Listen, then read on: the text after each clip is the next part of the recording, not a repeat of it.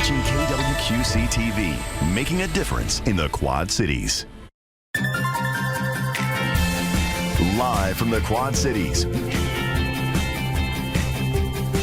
with Morgan Otier and Kyle Keel, this is Quad Cities Live.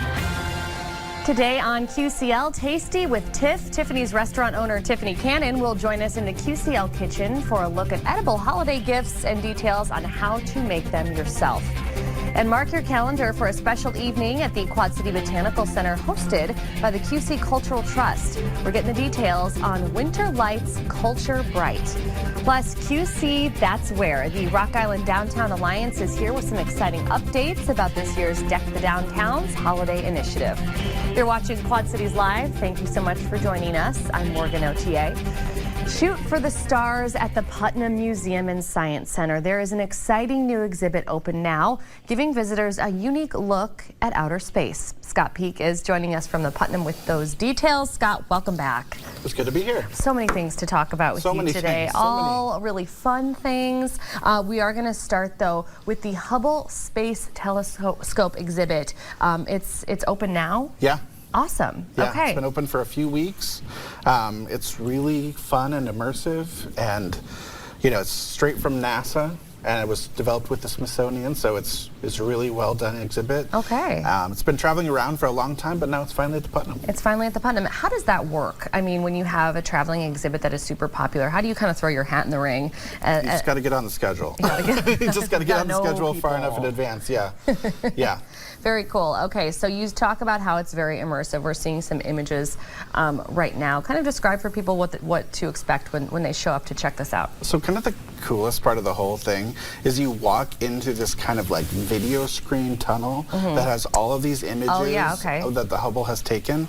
And the Hubble has taken millions of images over its 30 plus years in space. And so there's a lot of them featured throughout the exhibit. So that's the best part. Yeah. But then also you kind of get to go in and learn how Hubble works, and you kind of get to pull it apart and look inside and learn the science of the That's really, that's great. So very immersive. There's also a section about the James Webb Telescope, so it's there to explain to people how they're different. Yeah, so they both kind of do different things. They see space differently, and there's some really interesting images of this is how Hubble sees it. Okay. This is how James Webb sees it. The exhibit came out, I think, in the early 2000s, and so when James Webb became part of it, they wanted to include that in the exhibit, and it's a really interesting part of it. Very cool. Okay, so there's also a companion film that people can see on the giant screen at the Putnam. Space, the New Frontier. We're seeing an image. It's narrated by Chris Pine. So talk a little bit about the film. Have you seen it yet? I actually have not had a chance to see it in all the busyness going on. But from what I've heard from guests, it's very, again, immersive, exciting. It's in 3D, of course, on the giant screen. So it's bound to be exciting. I was going to try to pop in today, but that didn't happen. Yeah, but it's true. Like the giant screen itself is so immersive, and then seeing something like that in 3D, that's kind of the type of thing that you want to go see if you're going to see it in 3D. Yeah, and it's exciting to go into the exhibit itself, and then you're just kind of all hyped up for space, and then be able to go and hyped up for space. see it on the big screen. I love that. So there's also sponsored admission coming up. So admission, no cost to guests. It's going on right now. Okay. It's actually an early Christmas present from the Quad Cities Cultural Trust. They went ahead and sponsored admission for everybody through January 5th. Through January 5th. This is amazing. Okay, so this is going to allow guests just to show up. No cost. There's some construction going on, so while all of that is going on, your admission is sponsored. This is the part I really like, though. Guests are encouraged to donate their admission to the Capital campaign, which is underway right now as well. That's right. So we're kind of in the middle of this Capital campaign that's been going on for 3 years. Wow, okay. And there's a number of different projects that are done in the Capital campaign. So the World Cultures exhibit, the Common Ground exhibit, and the Quad City Innovators, which we've talked about before. Yes, we have, yeah. Those all kind of happened in the quiet phase of the campaign, and now we're into the big, giant public phase. And so upcoming are a whole bunch of other things, and you kind of check out a little bit of the progress while you're there. Yeah, so. that's really cool. So let's go over some of that, because it's just really exciting to look ahead and get excited about those things. So essentially everywhere in the museum will be touched by these renovations, these improvements, and these updates. Yeah. Exterior, the front entrance, and some signage. So that's what you're seeing on your screen right now, is some mock-ups of what that's expected to look like. Yep. An updated grand lobby. So it's already a beautiful space. I mean, I've been to several events there in the grand lobby, and you guys are just going to make it even better. Yeah, so we're going to reimagine the ticketing station so it's a little bit more welcoming. And then we're going to have an orientation space, we're calling it, which is kind of going to be a little bit about history of the Putnam, why we exist, but then also just some nice place to sit and chill Wonderful. out. Yeah. Okay, the vault. This is said to be the crown jewel of the entire project. So explain what all of that is. Okay, so the Putnam has over 250,000 items in the collection, and at any given time you see about 3 or 4%. And so there's a lot of stuff that's hidden down in collections, and you don't get to see it. That's wild. So what this is going to be is a striking glass shelving, open storage concept where people can see just hundreds hundreds of items from all over the world.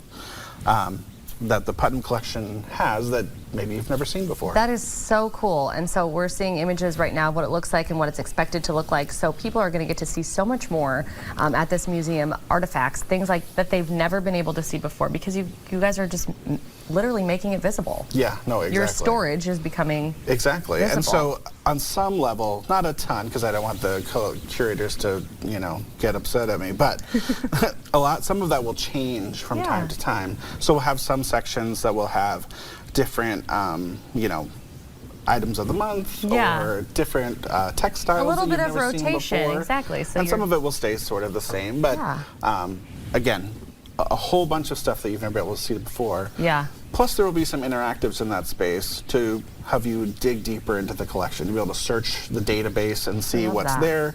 And then you can even create your own exhibit in this kind of fun tabletop interactive. That's amazing. So looking forward to that. There's also going to be renovated Science Center, very interactive Imagine Yourself museum experience. So is this what you were talking about, or is this different? Because this is a different thing. It's about choosing a job. So when you walk into the renovated Grand Lobby, you'll be able to choose a job. So you could be an anthropologist or a time traveler. And you get a specific badge, and you can go around to all these stations throughout the museum, and you can learn about the museum through the eyes of that job. Wow. So it's 7 different jobs, so you could go to the Putnam 7 different times and kind of experience it 7 different ways through the eyes of those jobs. That's amazing. It's like every time you visit, something new is going on. And as we run out of time with you here today, though, outdoor classroom in the entrance plaza focused on pollinators, which is very cool. Updates to Black Earth Big River, and then I want to touch on the addition of a family engagement center. So this is for people of all ages. Yeah, so it'll be an area that's kind of focused right now on sensory things, so people can go in, and it might be a place where younger visitors will have a place that they haven't in a while. But it's not just for younger visitors, it's kind of for everyone. Awesome. And it'll be in the heart of the experience. Very cool. Well, if you want to learn more about what's happening at the Putnam, just visit them on the web at putnam.org, or you can follow along on Facebook, where you guys are always posting something fun and exciting. Scott, as always, thank you for being here today. Thank you for having me. Absolutely. Next on QCL Tasty with Tiff, Tiffany Cannon will join us in the kitchen for a look at gifts you can eat. Homemade treats that are thoughtful and inexpensive. We're getting the recipes after the break. You're watching Quad Cities Live. It is not always easy picking out that perfect holiday gift, but have you ever considered making it yourself? Well, it is time now for our segment Tasty with Tiff, simple holiday recipes from a restaurant owner. Tiffany Cannon is back with us in the studio, looking like an adorable Santa Claus today. Thank you. Because you're bringing us gifts. Yes, so it is the season of giving. It's the holiday spirit, even though, it's a little early maybe in some people's mind, but I would... It's never too early. It's never too early to think about what are you going to give, what are you going to do, and these are gifts for people who are balling on a budget, right? We love it. And So we had some ideas for people that they could make and give, and they're perfect for family. Yeah. Office giveaways, teachers. I think these are great for teachers. Yeah. All sorts, just kind of all-encompassing. So. These are great. Okay, so where should we get started? Because you brought a few options. Yeah, for us sure. today. So there are options for people that like to cook and people who don't like to cook. Okay. Or I won't tell you which one I am. it's okay. Yep, and there's a judgment-free zone here. So the first one I want to start with is the olive oil. So I love this. All of these little glass containers we got today at Home Goods for literally $3 and $4. That's awesome. And there's so many sizes to pick from. They're and pretty, yeah. I used to be a teacher, and when people would bring me food maybe made out of their house, it was always like, ooh, you know what I mean? Where's your cat at? Yeah. But this is pretty safe, right? So you can pick any. Use a funnel. Yeah. Yep. It's So safe. you can pick some fresh herbs. So we have some thyme here. Okay. We can have some basil. We have some garlic. We have some rosemary, and this one is garlic and basil. So let's make. Do you want to make one? Yeah, I do. Yeah. I'll give you the big one. You Okay. can make the big one. So Thank you. I'm going to make a rosemary one. So Okay. all I'm going to do is just shove these in here, and this would fall under the category of for people that don't like to cook, right? So there's but we like to make stuff that looks pretty. Yeah, and that people can use, because this is something like, to me, I would completely use this. So Yeah. I'm going to shove some rosemary in How there. much is too much? It's never. You're asking me. Yeah. You're asking the wrong girl. It's never enough. No, there's no such thing. If a little is good, a lot is better. So.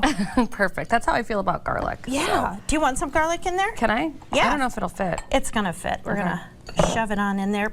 I would put a lot in there. Okay. And then we have a funnel here, a handy dandy funnel, and literally all you have to do, and you know what, is get some olive oil at like Sam's or Costco, and then how great would this be for the school secretary? Oh my gosh. For your dog walker. Hear that, Kristen?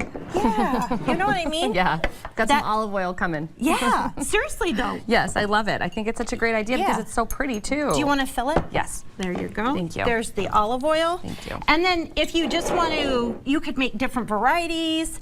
And then you just stick the lid on if you wanted to stick a little Christmas bow on there. That is so cute. Yes, so all of this olive oil will infuse with these herbs, and then you can use it in your cooking, and it'll taste so good. And it's homemade and so thoughtful, isn't it? Yes, I love this. That's great. Look, Morgan, you did it. I did it. I made a gift. Yeah, that's perfect. And then just stick Wonderful. the top. Perfect. This is so cool. Look at beautiful. That all really looks pretty, doesn't it? They all look really pretty, yeah. Yeah. Thank I would you like for- to receive that. Would you like to receive that? I absolutely would. I would use that 100%. The second option I want to show you Yes. is my sweet Chex Mix, okay? Okay. So this is, again, for people that don't like to cook. The most cooking this is popping a bag of popcorn. Great. Yeah, so this has got 4 cups of Chex Mix, 8 cups of popcorn, 1 cup of peanuts, and 4 cups of pretzels. Okay. And then what you do is you make like a butter corn syrup brown sugar glaze. Okay. And then you pour the popcorn, the Chex Mix, the pretzels, and the peanuts out on a baking sheet. Okay. And then you do the butter corn syrup glaze on top, and then you bake it at 250 for 45 minutes. Wow. And Ooh, then look at that melty. Yeah, I put the chocolate chips in. It was a little hot. And then you want to That's add good, chocolate though. chips, or you want to add what was I saying? Let me hold the box. M&M's. M&Ms. Yeah. Yes, you want to add something chocolatey to go in there. Oh, see, the popcorn was hot because we flew up from 2nd Street. Sorry about that. And you put it in like this cute little gift box. Yes, so we literally got these from Walmart. They're so easy. And then you can close the lid. Again, how great is that for, like, you know, teacher, principal, Yeah. neighbor, right? Neighbor, yeah. I would give this to my neighbor. Yeah, if you do like one of those cute little neighborhood drop-off things, we have one of those really sweet neighbors. Which Yes. does a little boo basket. I love that. This is like a good something for that. Yes, so the love most that. you have to cook is in the oven, but Great. that's easy, and then popcorn. So Wonderful. The next gift we have is the I gave Claire, your producer, our granola recipe. Wonderful. So let's talk about granola. So these little containers we also got at Walmart. So simple, like nice. $1.50. Yeah. You know, and then what you do is you just take the oats and whatever, we take oats, coconut, almonds, and then you just make a mixture. I gave the recipe to Claire. Wonderful. Bake it again. Perfect. Put it in there. So put it in there. That's another really a pretty easy one. Pretty for easy. folks. And again, oatmeal goes on. It can go on oatmeal, yogurt, everything. What are these? Those are rosettes. Are you ready? Yes. Okay, so rosettes. This is 2 eggs. This is my grandma's old recipe. I love that. So this is, yeah. You share a lot of family I know. recipes with our viewers and us. So what we're going to do is we're going to fry these. So this is an old school recipe. So this is 1 cup flour, 1 cup milk, 2 eggs, 1 teaspoon salt, 1 teaspoon vanilla. And what you do is you get these rosette irons, and then you make this like really, really, really, almost like funnel cakey batter. Okay. And that's hot. Okay. And then we're gonna dip it in here. The irons? Yep. I'm gonna let you show me. And then we're gonna fry it. Oh, I forgot the vanilla. Let me get that in there. So you just take your rosette iron. Is that a Santa? Yep, so we're gonna make these. So these are another one. Can you hear that sizzle? Yes, I hear the sizzle. And then we're gonna dip it in there. Oh, it didn't quite, oh, there it goes. And then it's gonna fry into these beautiful shapes right there.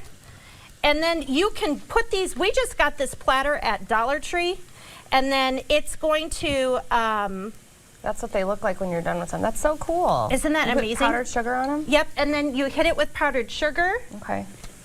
Like it's snowing. I want to eat one. Be careful, you have a dark dress on. I mean, go for it, but. Yeah, good point. Thank you. But I'm still gonna eat one. Yeah, I would still eat it. But they're so good and so yummy. That is great. This is for maybe the adventurous, maybe somebody that's a little more adventurous with their cooking. Right. And it has a fryer. If you get one of these fryers. Ooh, yeah. That's good. Do you like it? Yes, I love this. It's so I've never old. had this before. It's old school. Yeah. I love that. My grandma and my great grandma used to make these. Well, these so. are all amazing ideas, Tiff. Thank you. Do you like them? I like this a lot. Thank you so much Yeah, for you're welcome. all Thank you the for having thought, me. all the thought that went into it. Thank you. You are appreciated. Tiffany's is located at 210 East 2nd Street in downtown Davenport. We have the phone number on your screen along with the website, tiffany's.com, and that's where you're going to find their food and drink menu along with upcoming events. But please check our website for all the recipes that Tiffany talked about today. Again, thank you so much. Thank you. Yes, we appreciate it. And still to come, more holiday fun. We're sitting down with the Quad City Botanical Center and the QC Cultural Trust to learn more about a festive evening of bright lights celebrating art and culture.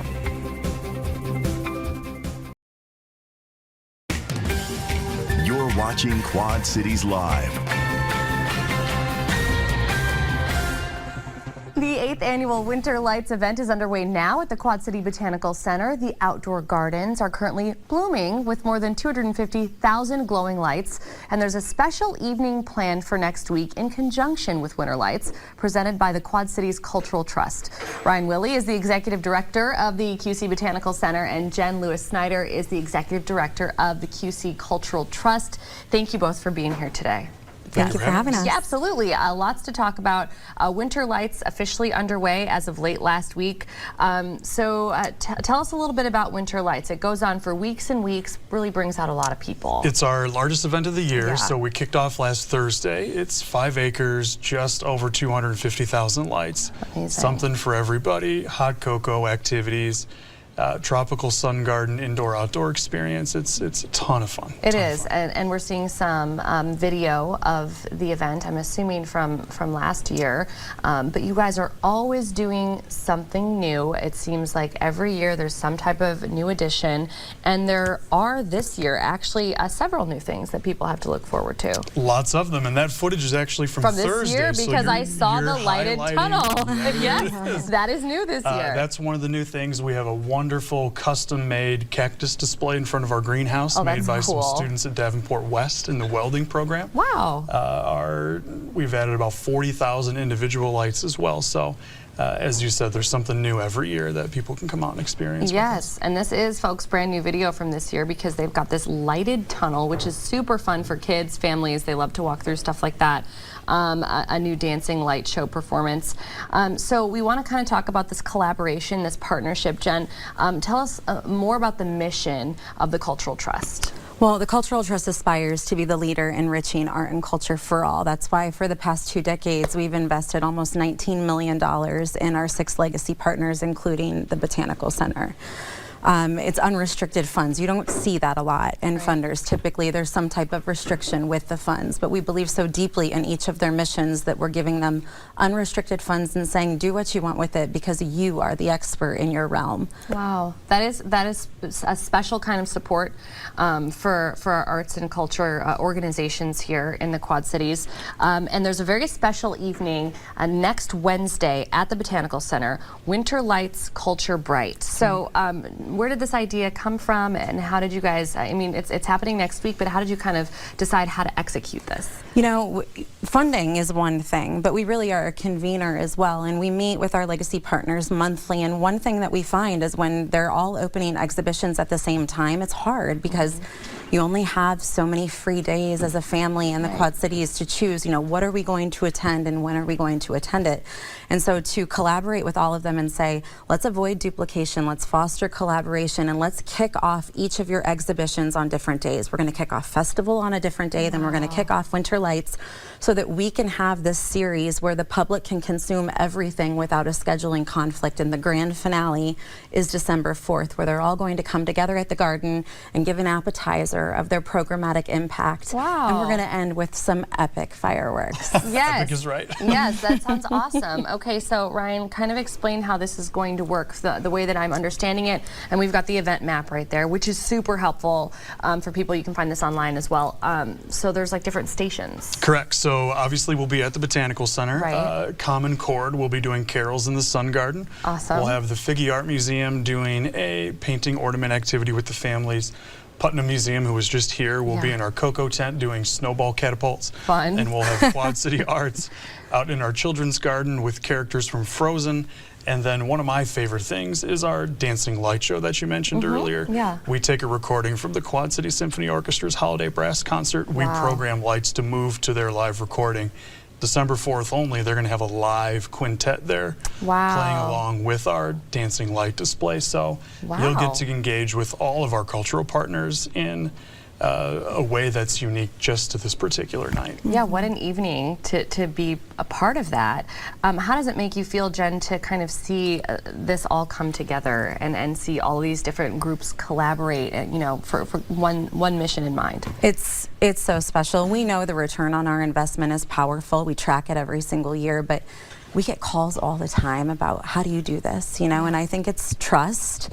But ultimately, you know, they are unique in their own realm. They are so strong together. Yeah. And they know that. And so to bring them all together for this, they know that, you know, to have the public swarming them all and getting just a taste, it's going to be something that's memorable that they can't get anywhere else. And we're going to kick off the holiday season in the right way. Wonderful. Very cool. So Winter Lights Culture Bright, presented by the Quad Cities Cultural Trust. It is next Wednesday, December 4th, so be sure to mark your calendar. It runs from 5 to 9 p.m., but those fireworks that Jen talked about, they are set for 7 p.m. outside. Thank you both, Jen and Ryan, for being here today. This sounds like a really cool thing. Thank you. Hopefully it's not the last we see of something like this. I don't think so. I think it's the first of many. I think you might be right. All right, great. Thank you so much. And we've got much more to come in our next half hour, including some festive events in Rock Island's newly unveiled Arts Alley. We'll get some details on the holiday market, the display challenge, and the ornament hunt. And later, important resources for families impacted by Alzheimer's and dementia, how caregivers can get the support they need during the holidays and beyond. But first, more winter-like weather is making an appearance this week. Chief Meteorologist Eric Maitland has your full forecast after the break.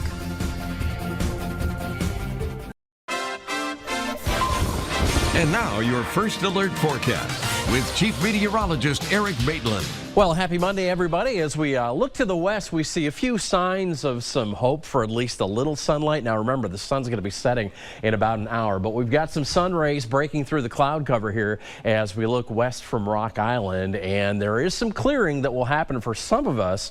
And if you get the clearing, you might see the sun for a few minutes. If you don't get the clearing, well, we will clear overnight, so at least you'll get some stars to look forward to. But this is a little bit a less happy shot here, looking south into all all that cloud cover. Over the next 24 hours, we see lows tonight getting pretty cold, low to mid-20s. Yeah, that's because of the clearing that's coming our way. And after some morning sun tomorrow, we'll start clouding things up in the afternoon. We're going to go for highs in the mid-40s, actually low 40s for our Tuesday. And yeah, that's the trend. Things are going to get very cold here, especially by the end of the week. Today, we've had a little bit of rain just to the north, just a few light raindrops, but there you can see the clearing coming in from the west and a lot more rain just to our south and east. And this clearing will stick with us as we go through the night and at least start the day Tuesday before those clouds farther to the west make their way into the area for our Tuesday afternoon. Hey, wind gusts right now are above 30 miles per hour in some spots, so that's keeping it chilly. Look at the wind chills. Feels like the mid-20s in some of the colder locations. Our actual air temperatures have been settling since they peaked early today in the mid-40s. We're at 39 in the Quad Cities, 36 in Galena, 39 in Galesburg, 37 in Muscatine, 38 in Iowa City. Travel weather for tomorrow, well, not a whole lot going on. A little bit of rain in the northeast, some snow up in Maine. Southern part of the country looking pretty good. Just a little bit of rain cutting through northern Florida. We'll get some cloud cover ahead of a system late tomorrow night into Wednesday that might give us some rain just off to our south and a little bit more active farther west you go. Hey, if you're planning a ski trip, a lot of fresh snow in the Rockies. That looks good. Some rain coming into California. And as we look toward the Pacific Northwest, a little bit of rain and snow there. So as we travel this week, a lot of holiday travel, of course, you'll want to connect to our QC weather app, the First Alert weather app, because that will get you weather around the country and around the world. So that'll help you make your travel plans. Yeah, good idea with a lot of people hitting the road later this week. Right. All right, well, it's time now for our wins of the weekend. So we have a lot to talk about. Yeah, we do. Quite a weekend. Busy weekend. We actually got out of bed and did stuff. We really did.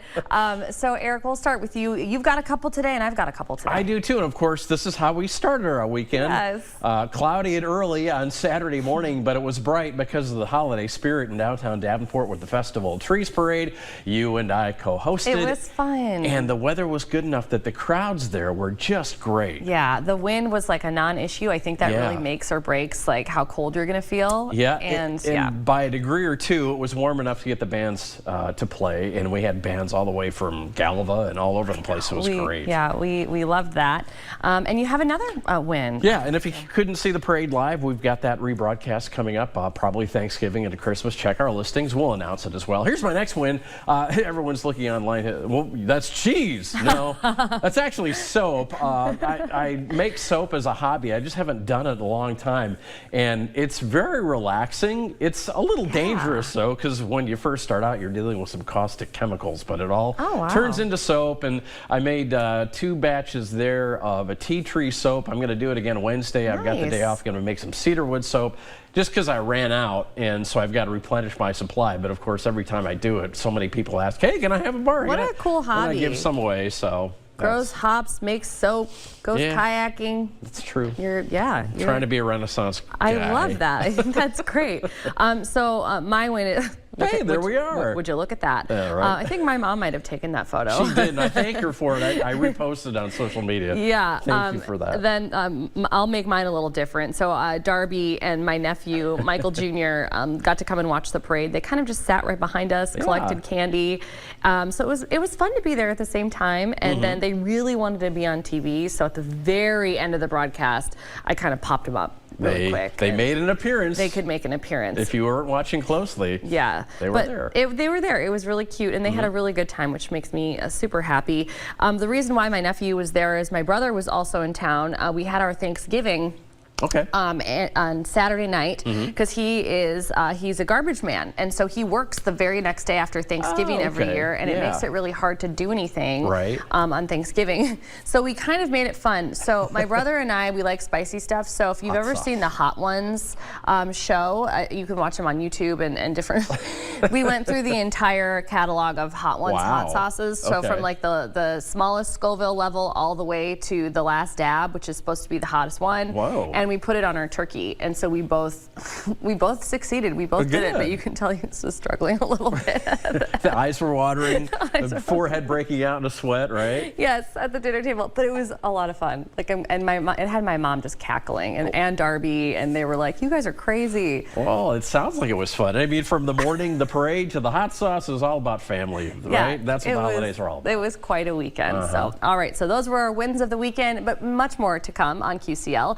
Celebrate this season with a visit to downtown Rock Island's newly completed Arts Alley. What to expect at the holiday market starting this weekend.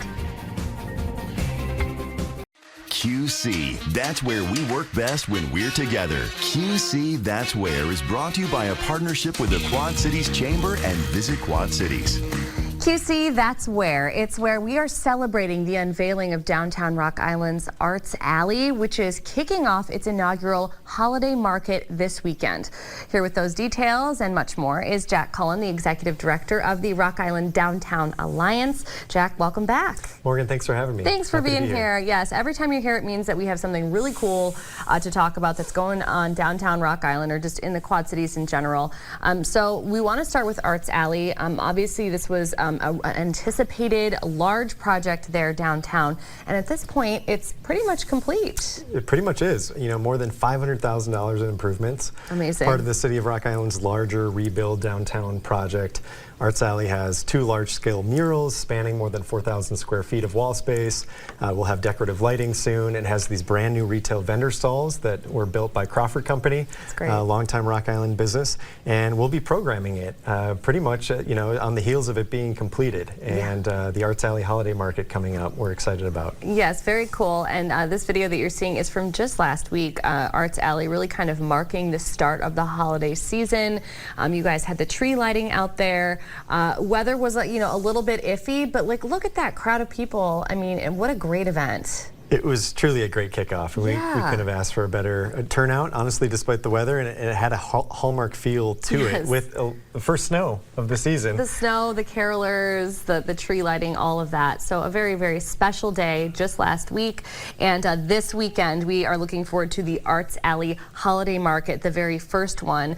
So tell us about this concept, because it's going to be going on over several weekends. Exactly. It's every weekend beginning Black Friday, November 29th. Wonderful. Through December 22nd. And each weekend features different businesses in the vendor stalls.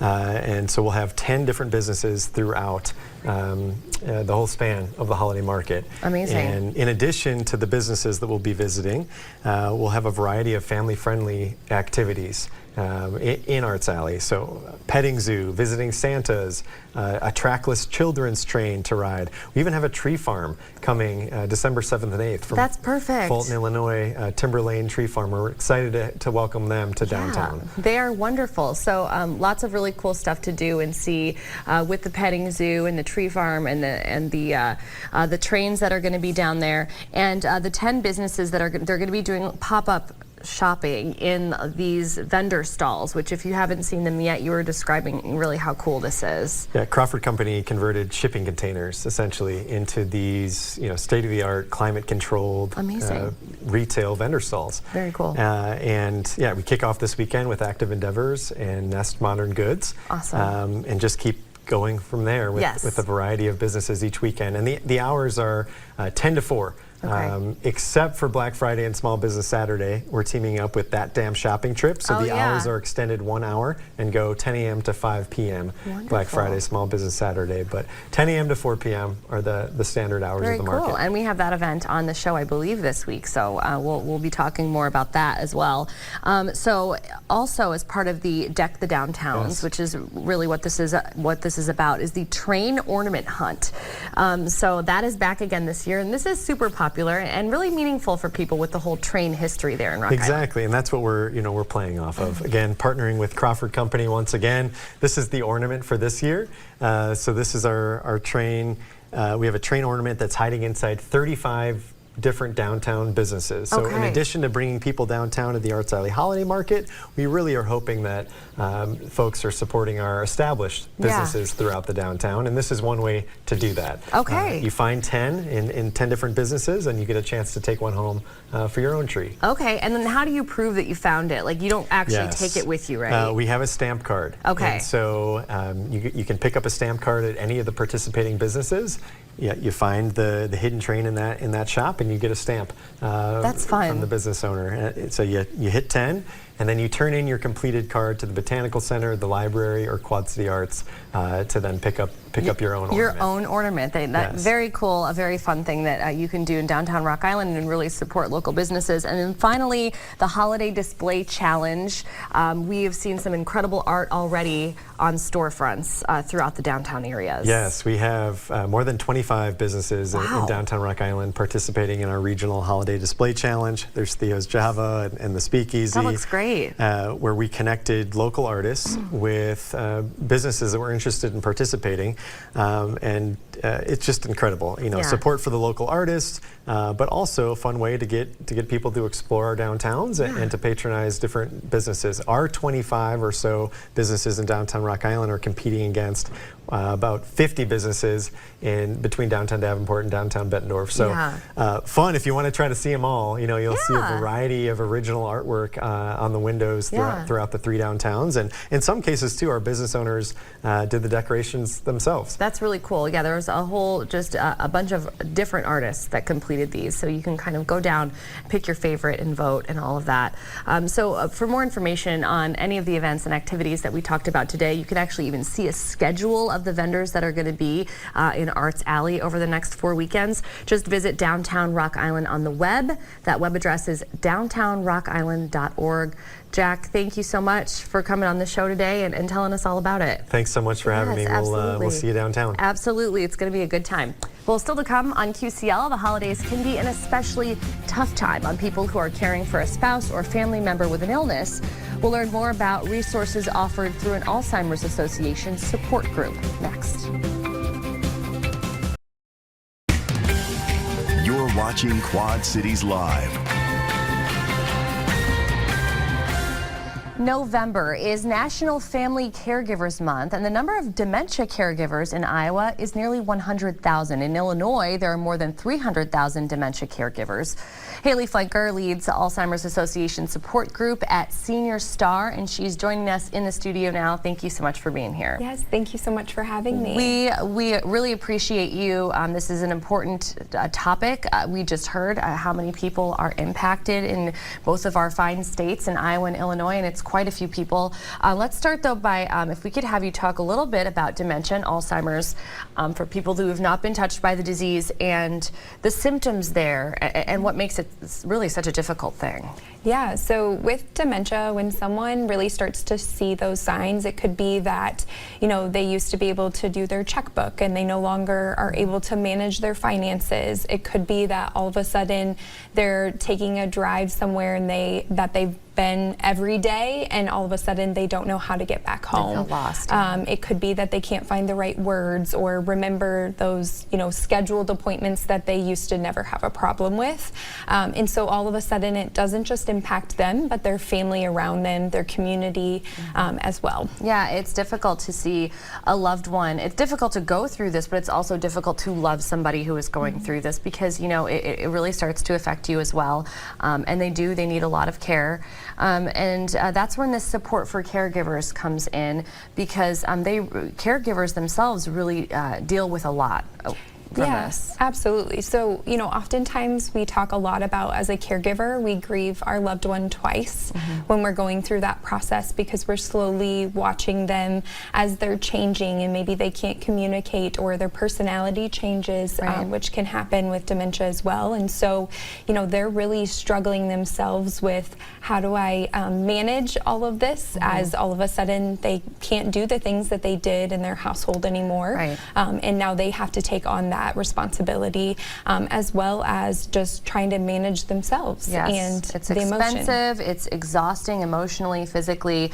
A lot of these folks deal with depression of their own, chronic illnesses. So let's talk a little bit about the support that's out there. I mean, just right here in the Quad Cities, Senior Star offers a lot of opportunities. Yeah, so we're lucky enough with the Alzheimer's Association. They are so wonderful about being able to provide a variety of different support groups.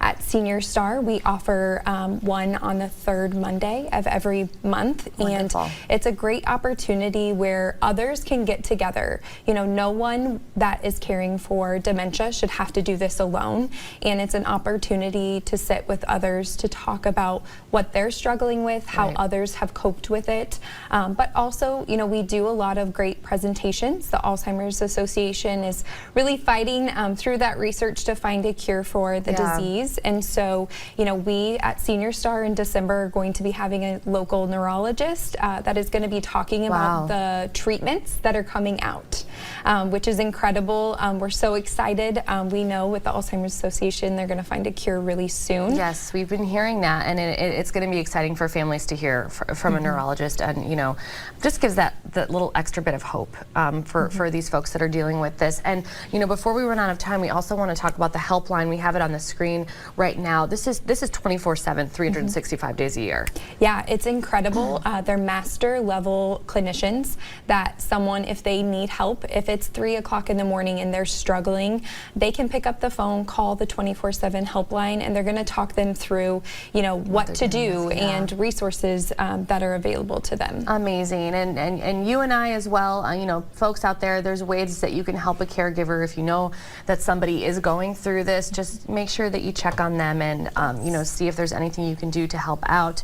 All of that just means the world to these people who seem to just be going a mile a minute 24 hours a day. All right, well, if you want to learn more about resources available for patients and their loved ones, just visit the website that we have on your screen right now. That is alz.org. There's a chapter for Iowa. There's one for Illinois as well.